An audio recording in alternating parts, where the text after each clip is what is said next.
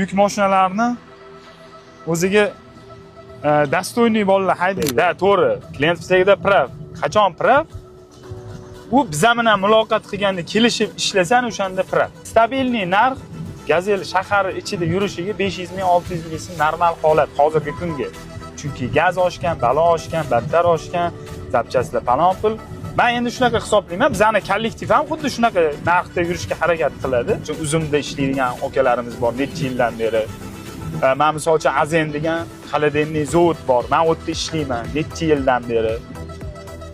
Keyin yana ko'p unaqani ishlaydigan anaqa brigadalarimiz, firmalarimiz, qurilishlarimiz bor.